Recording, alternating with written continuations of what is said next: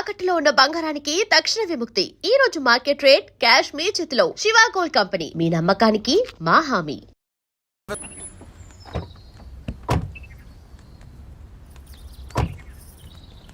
నమస్కారం. నమస్కారం అండి. నమస్తే అండి. ఈమె నా భార్య. నమస్తే అండి.